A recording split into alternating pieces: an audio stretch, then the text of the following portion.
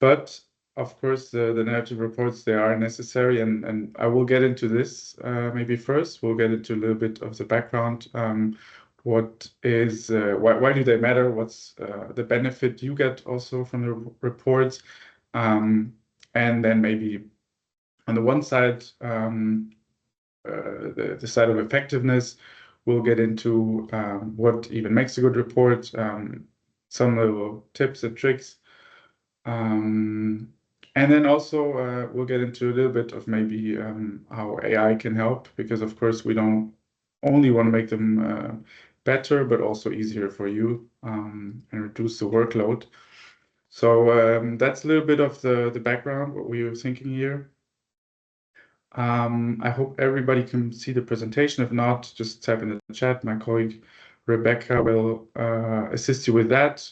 And also, maybe you've seen when you joined in, we'll record this and also upload it later on the website. So if you have anything you want to look up later or forward it to your colleagues, that's no problem. But we'll also have a little handout, so a little sheet in PDF form that we'll send around afterwards. It's just summarizing all these tips.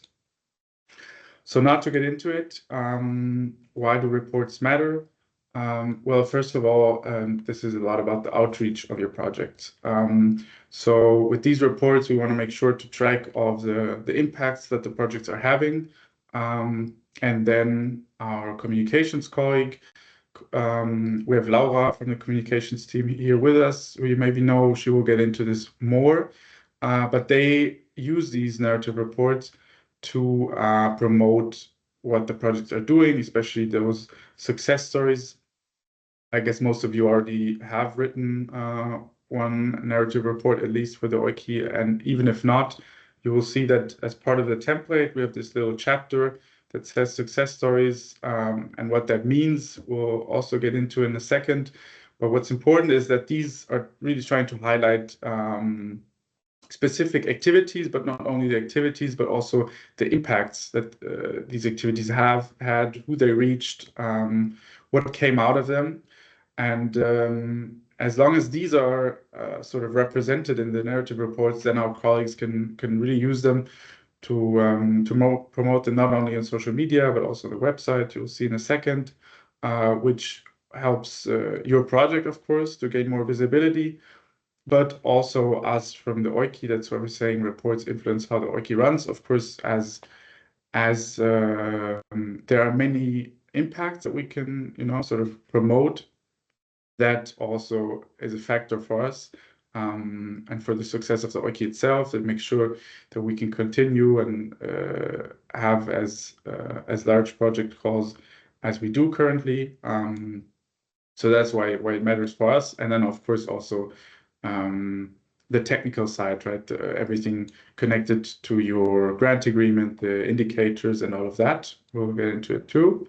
On the next slide, you can see how that looks when our communications team takes these success stories out of the narrative reports and then promotes them. And that's also always good to get people interested in your projects. I know some of you also have certain outputs that are connected maybe to the more general public, and I think that can be very helpful.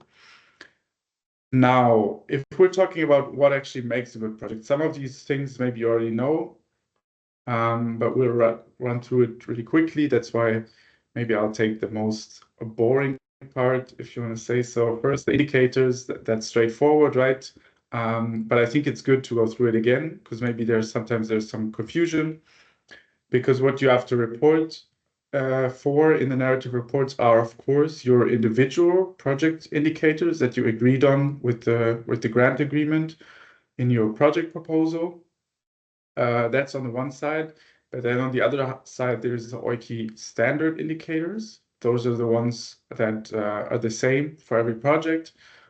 Make sure to track the overall impact that all projects are having together.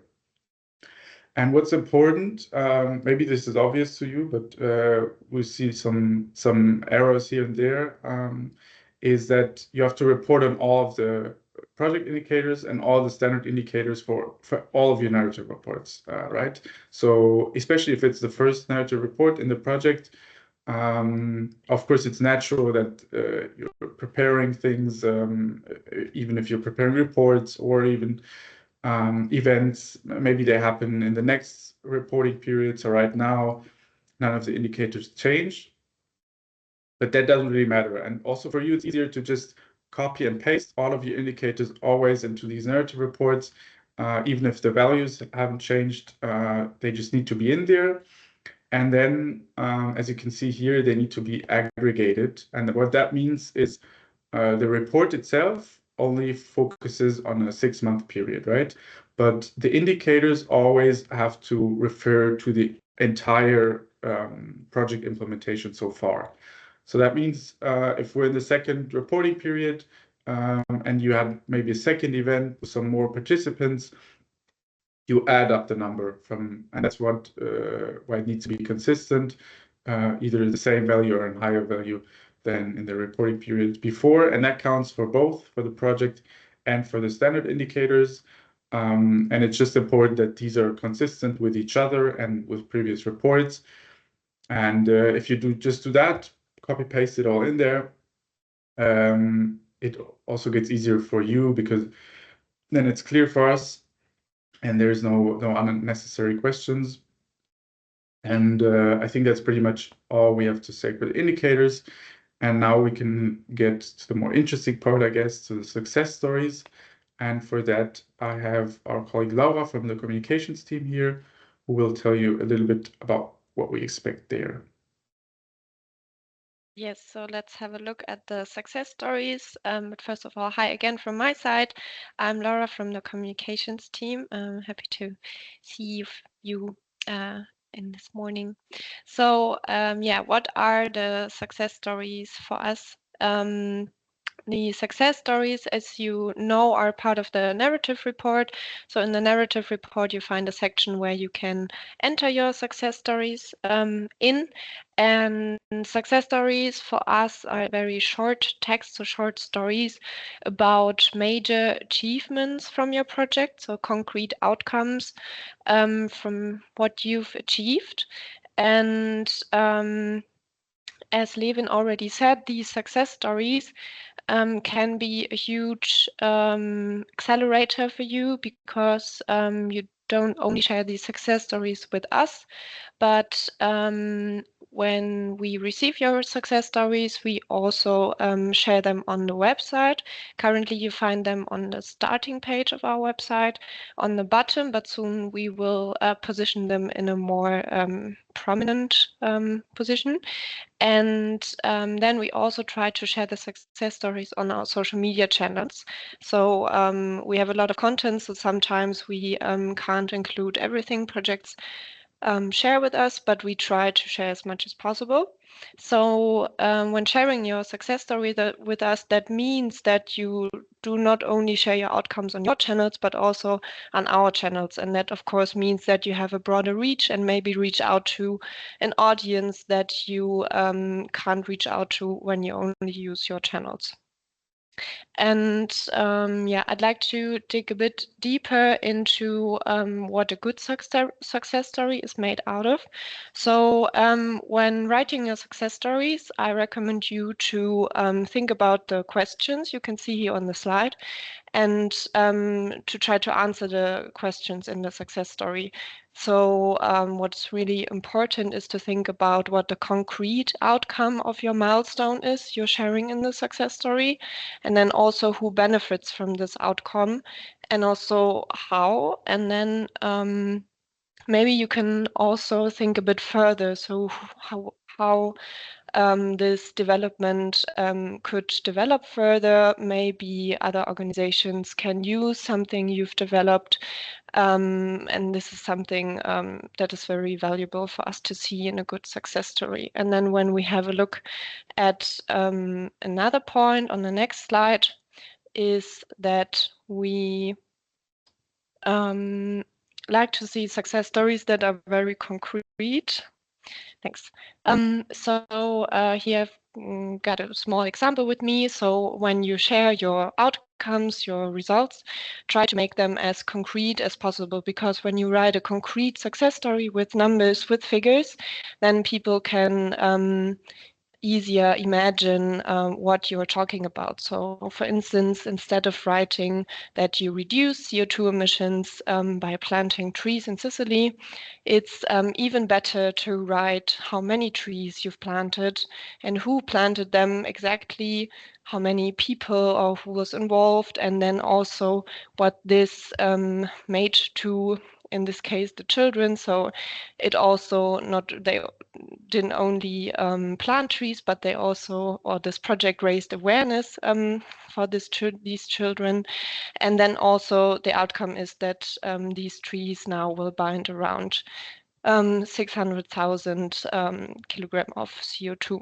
So this is also something people, when they see these numbers, they can easily imagine that it is something huge. It's a huge outcome, and they can see who benefits from that. And then let's have a look at one example I'd like to share with you of a success story. So these are the success stories as they look like when they are published on the website.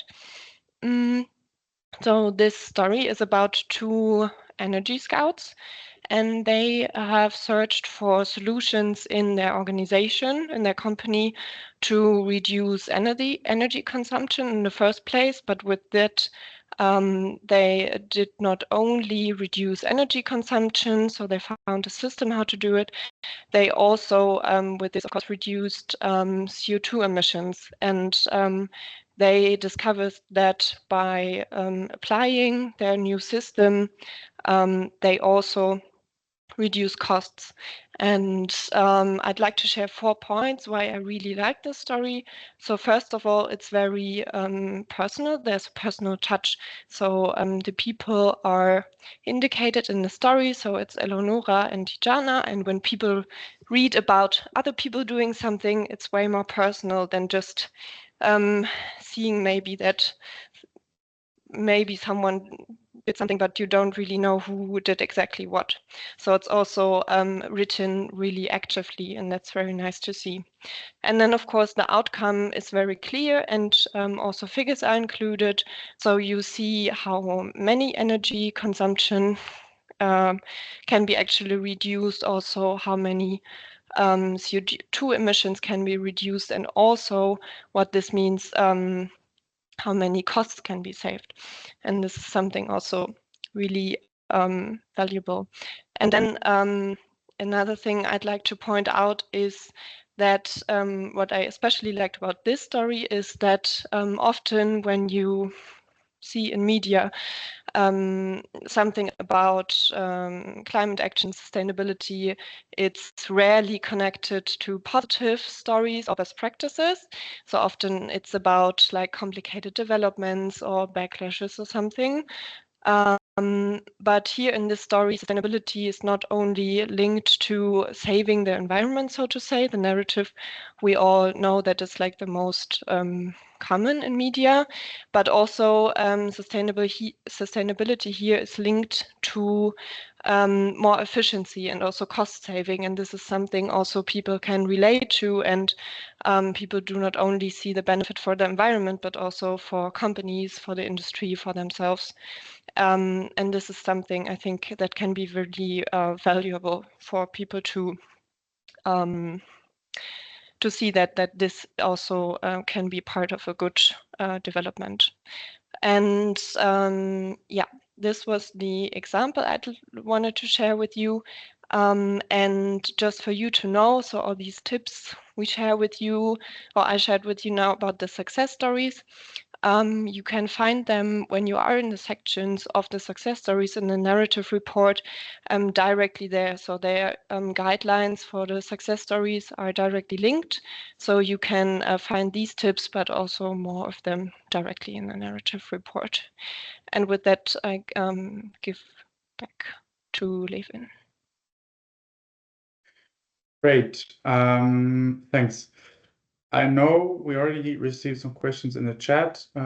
As I said, we'll just go through a couple more slides and then we can talk about all of the questions.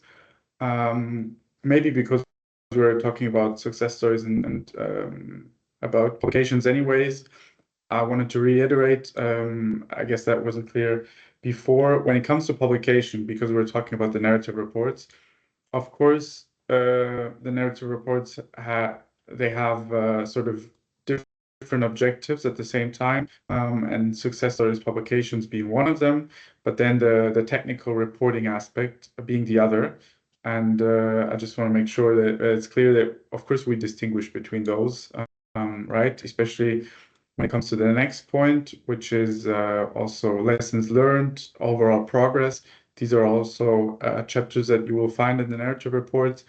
Of course, those are more internal for us to keep track of the project itself. Those aren't intended for publication, and you don't need to worry about that.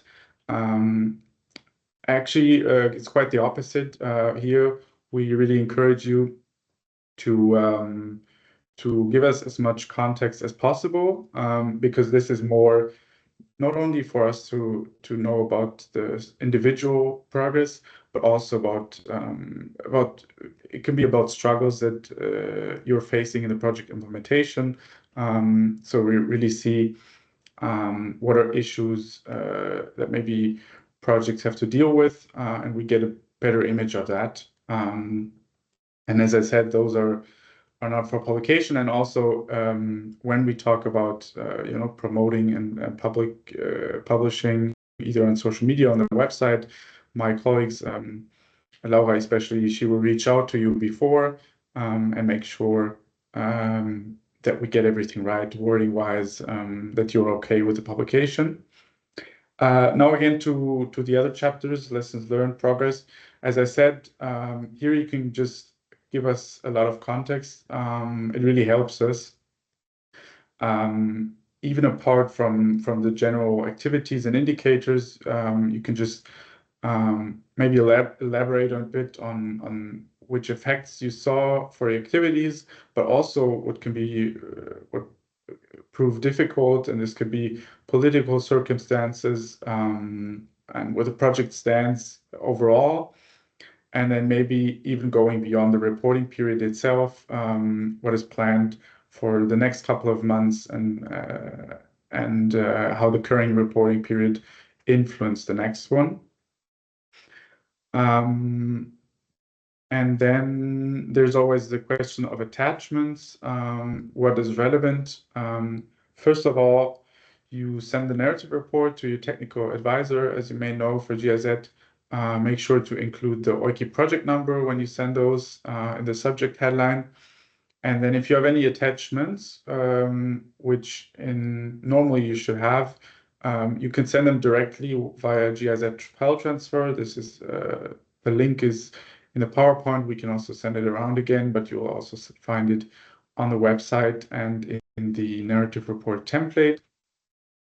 And now for a rule of thumb, what's important when you talk about attachments are the means of verification for your specific indicators that you agreed on when preparing the project proposal.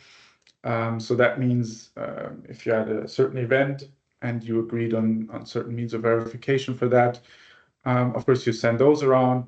Also, if you're preparing a report, for example, even if it hasn't been published, but if you're at a drafting stage, it's also always good, because I can also say that if you're unsure, you can include rather more than less. It's just helpful for us, even if you're at, I would say, intermediary stages of certain activities.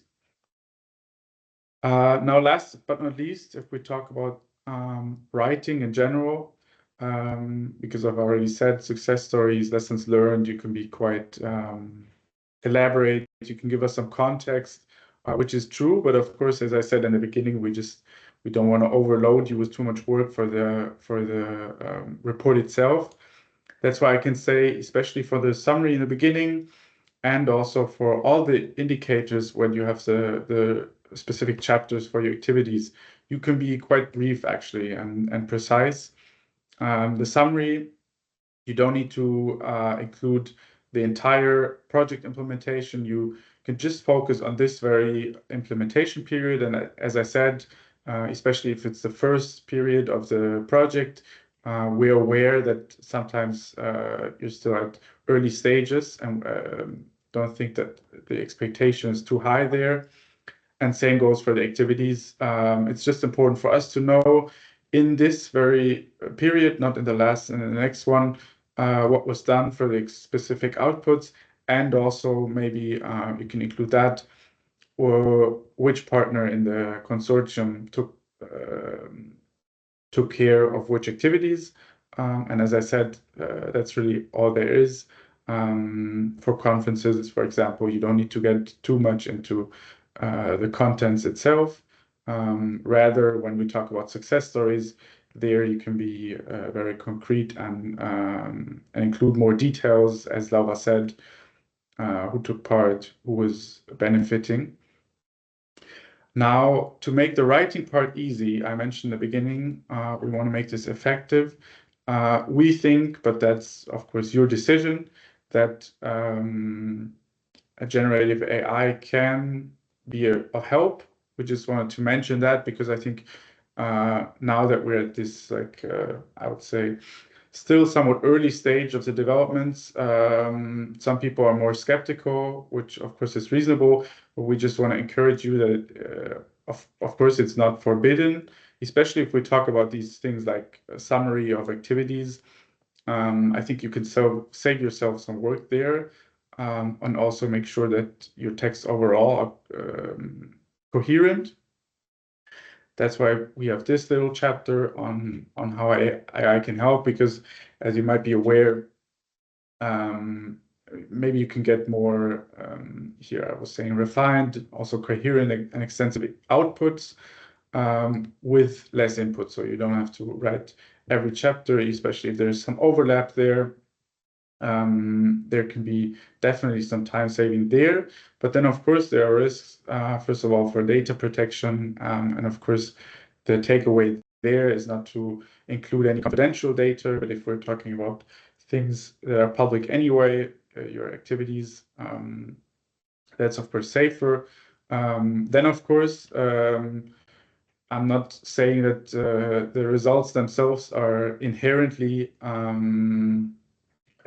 helpful, I would say, but that's what we'll get into in a second. I think it depends on how you use it, giving it enough input, reiterating a bit, so that we make sure there's not just generic results. And then, of course, always to double check that the results actually are coherent with the reporting itself. Now, I don't know, perhaps some of you are already making use of it. Maybe some don't want to. Either way, I think it's good to practice a bit, and also maybe have an example for the success stories that we talked about. Because the ones that Laura showed you, of course, are great examples, but maybe for a lot of your projects, it's more difficult to say, for example, if you don't directly plant any trees, to say how much CO2 was saved and so on. Maybe sometimes the impact itself is more abstract or indirect. That's why I included this typical example for, let's say we have a project, and during the period you are hosting a conference in Prague called Green Transition in Municipalities, and the target group in this case would be municipal energy managers. Let's say 20 managers from 3 countries joined for workshops, and they were trained on best practice energy efficiency measures. And one example that was presented during the conference was of a Romanian municipality which participated in the last conference, and since then it introduced 20 electric buses and 26 charging stations. Now, this is a somewhat fictional example, but I think it's very typical of a lot of EUKI projects. It's also inspired by previous reports we had. And before we get into all the questions, I think it's good to have a little practice example. So what I would ask you to do, maybe take 5 minutes. If you have an AI model that you have access to right now or that you regularly use, try to form a success story paragraph, something that you could put into the narrative reports just out of these 3 points. I think will take 5 minutes. And if you don't want to use AI or you have no access, you could already also try to just write a couple of sentences. How would you take this into a narrative report? I will also do the same. And then we can compare the results in 5 minutes and then get into the questions.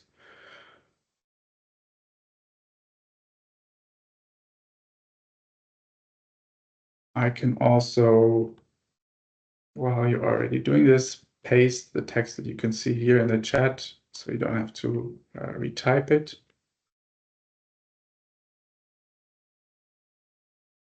And then you can see what results you received.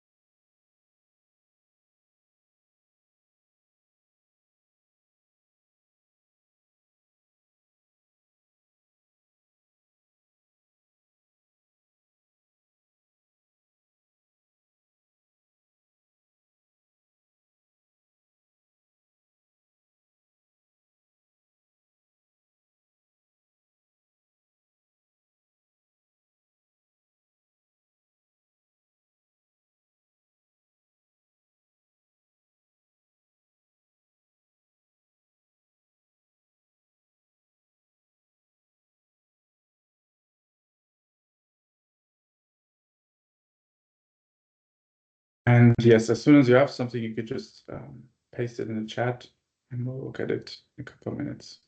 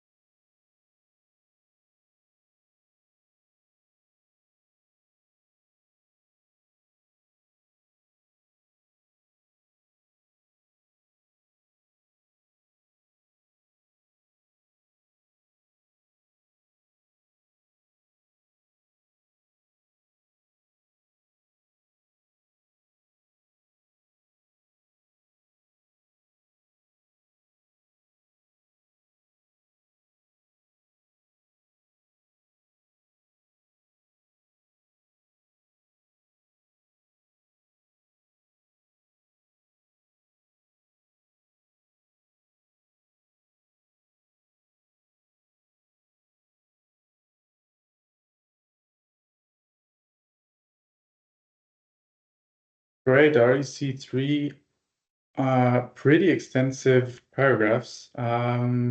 First though, right, there comes another. Yeah, if you're just finishing up, you can continue. I'll already start talking. And of course, it's a lot of text. We won't get into it in detail, but maybe you can read a bit through the messages. And what I already see is, of course, we never get the same output twice. Like there's a lot of variety. I think for the extent of the paragraph itself, it's somewhat similar. But I think it's great to see here now we have from Irina, it's a different one with title, location, all separately. But I think we see that we can get a lot from this. I don't know. I would be interested to hear where you got the examples from. Maybe you can also write that in the chat. Which I don't know which AI service you use, or if you actually wrote it yourself. If yes, then kudos. That was pretty quick. And I think that's exactly the point that we're making, right? We only had a couple of minutes, and we only had 3 bullet points actually. Okay, now we see a lot of ChatGPT, right? We only had 3 bullet points, but we have this much output, which of course can be a good thing and a bad thing, right? Because with all of these, here we only have 3 bullet points of information, but get this much information out of it. So we need to make sure that it's all correct. Like for one of the examples I see, there's actually, it mentions AI being a part of the conference itself. So this is all things that maybe ChatGPT, as I see, yeah, a lot of you are using it, maybe fantasizes. So I think one takeaway we have, of course, it's good. The more input you give it, the better the examples are. But then again, we want to save time, and we see that we can save some time here. So if you just take a couple of bullet points, put it in there. I also see that, wait, we go this, yeah, this slide. I also see, Katalin, you mentioned ChatGPT plus a bit of myself, and I think that's also good advice to just take it as an easy way of drafting text, and then you can elaborate on it. And I guess probably most of you have different ways of approaching it. Most of you probably didn't just paste these points in there, but gave a little bit of context. And that's what I did too. I can show you. Wait one moment. Let me switch the slide. Because here, of course, it's good to just write what you want. Short success stories paragraph, highlighting a positive activity. Then give some criteria. They should be concrete, comprehensible. But then, what might help you get some better results? Not only pasting the content in there, but in this case, I also pasted the link, as you can see down here, of a project. As I said, the example itself was fictional, but it's somewhat of the same thing that the energy managers project does. So I just pasted the link, which you have for all of your projects, in there. So we have a little bit of context what the project does, and I feel like the results got a lot better, which might be helpful. And then also, what I think is good is just giving it a reference paragraph. And here also, I didn't want to do too much work, so I just pasted, as you can see at the top, pasted a picture of what Laura also said, so of one of the success stories that are already on the website. And I think that was great. Here you can see the output. It also mentions the EUKI project, but doesn't go too much away from what I pasted in there. So there's actually nothing made up, but it already, saying 3 countries in the paragraphs, it already pasted the countries that this project, for example, is being implemented in. So yeah, I hope that can be of help to you. Also, if we're talking about, as I said, summary, which is the first chapter in the narrative report template, that can make it easier if you're already writing something for the activities, and then maybe it's a more extensive chapter on the overall progress and the lessons learned. You can take all of that and make a summary out of it. But that is, of course, if you have chapters that are intended, that have no sensitive data or something, it's also something that you can take care of. And yes, I think those were the most important tips. I already see we have some questions in the chat. But before that, I would like to mention, as I said in the beginning, we have this little cheat sheet, I guess, so a little handout that summarizes this. Maybe it's helpful for you. As I said, we send it around via email, but it's just what we also add, so you don't have to click through a PowerPoint presentation. Also, some of these are pretty intuitive, but maybe it's good to have that open if you're preparing your narrative report.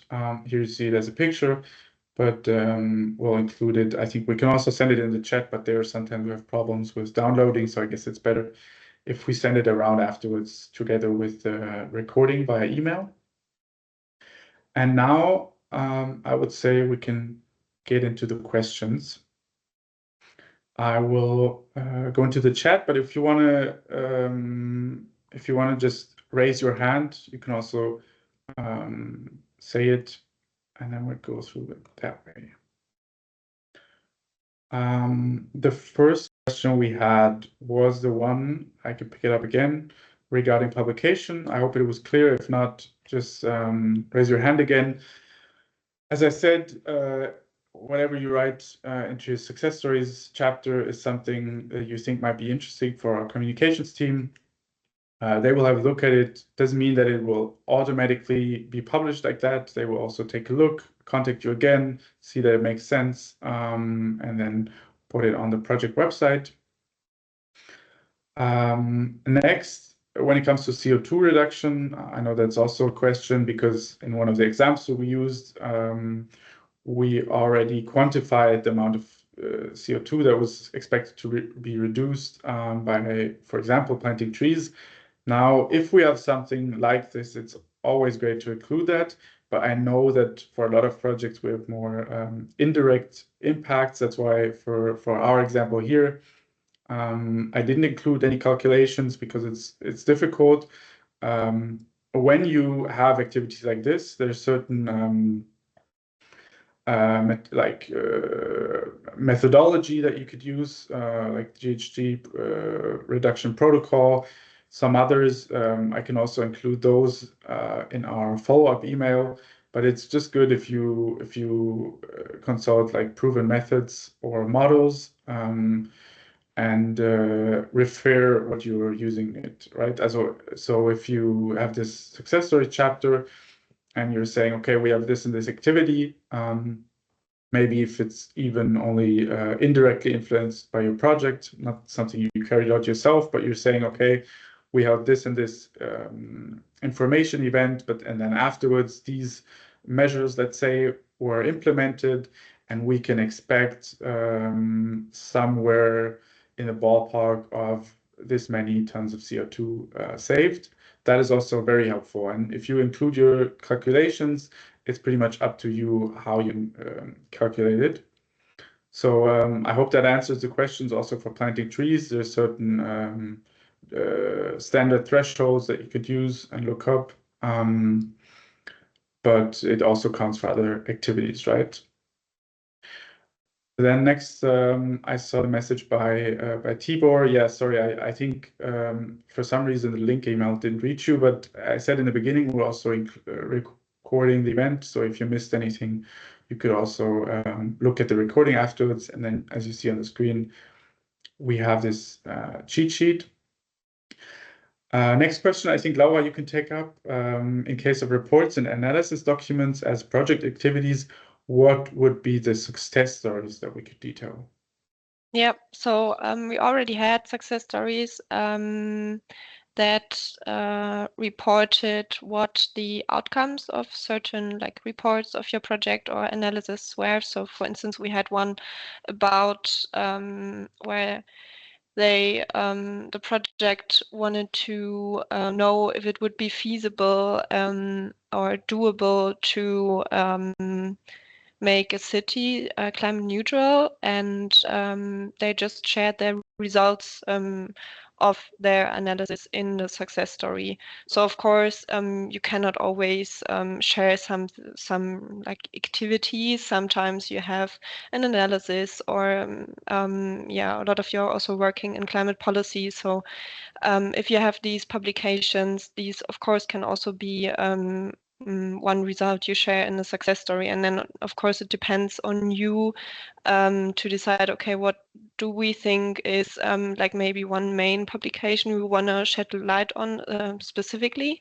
But then I'd recommend you to focus on what we found out with this study or with this analysis, and to focus on the content of this publication. And I see Lucy wants to add something.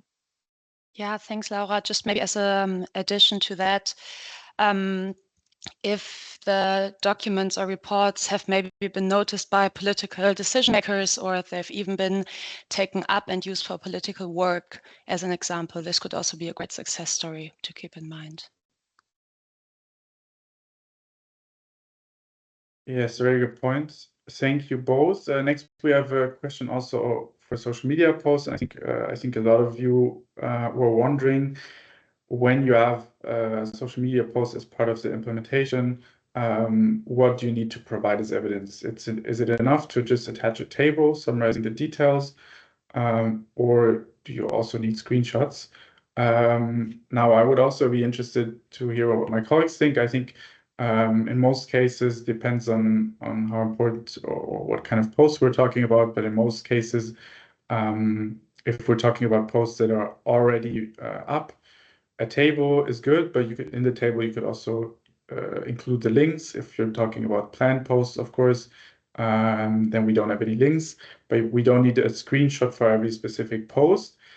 But what's, of course, always a general rule of thumb, if you're posting about your project anyway on social media, it's always great to tag EUKI. At least if we're talking about LinkedIn, there's some platforms like Blue Sky we're currently not yet on, but on LinkedIn especially, you can tag the EUKI team, because then sometimes we can either repost it or try to boost the post itself. Right, Laura, or did I miss anything? Yeah, thanks for mentioning. Yeah, so currently we're active on LinkedIn and Facebook. So if you're also active on these platforms, and I think most of you are, then feel free to tag us, because then we get a notification about your post, and we try to comment and to react fastly. So yeah, that you also get a kind of push from our account too. Yes.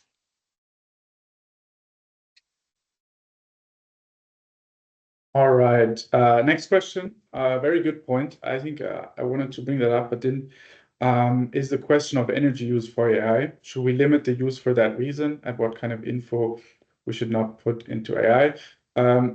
I'm more to preface this by saying, of course, we're not experts too. We just wanted to mention it to encourage you, and maybe also start the discussion. If we're talking about energy use, I think there's a lot of different studies. In the beginning, when ChatGPT was first introduced to the public, there were some bigger numbers floating around, really scary ones of a lot of energy use. Now I think there's more accurate data, which doesn't put it as high, but it is a little higher than standard Google search. So I think general rule of thumb, if we're not talking about writing, but just using it in general, if you can Google something or use another search engine, in normal cases, that is less energy intensive. Although what you see now for Google, for example, sometimes now you also get some AI generated results.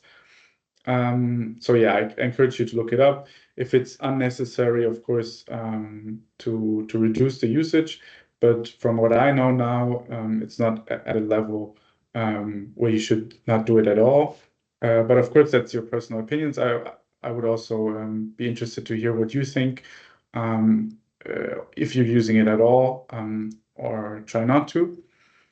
For data, of course, I would always think if there is something that is intended for publication anyway, which a lot of texts, of course, are. If it's information, for example, that's publicly available on the EUKI website about the project, then that's fine for putting into AI engines.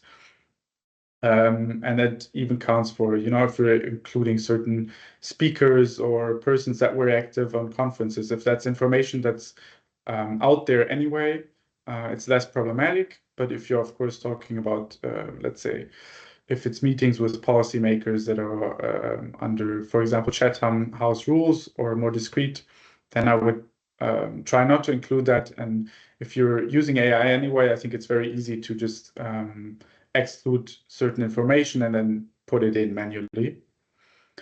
And then for tagging, I think Laura answered that anyway. Yeah, here you can see the tags for LinkedIn and for Facebook. And then I hope I covered everything in the chat, but if not, as I said, you can just raise your hand, or if you have any follow-up questions, feel free to ask.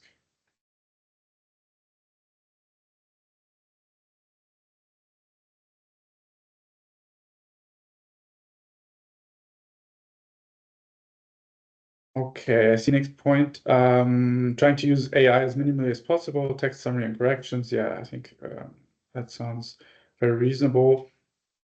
And safe ethical AI. Yeah, I think it's hard to say because a lot of these services are kind of a black box. But maybe that's something we can also include in the follow-up email, because there are some, I know there's different services and some, like, I don't know if you've heard of Mistral, that's also hosted within Europe, so under different regulation, and the servers also in Europe.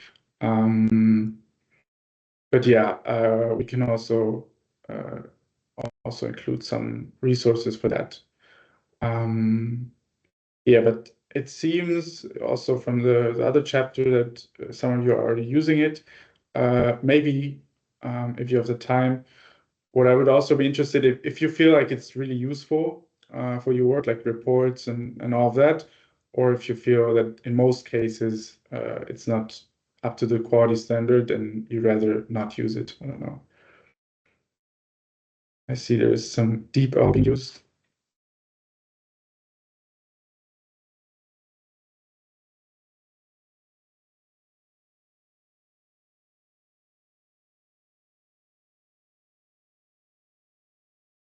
All right.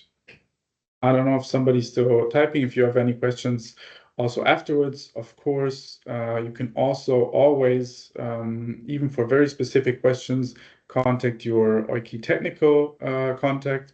So that's the person that you already send the narrative report to. You can also contact them before if you have any questions. Just makes it easier. And they're also happy to set up a call if there's some bigger issues.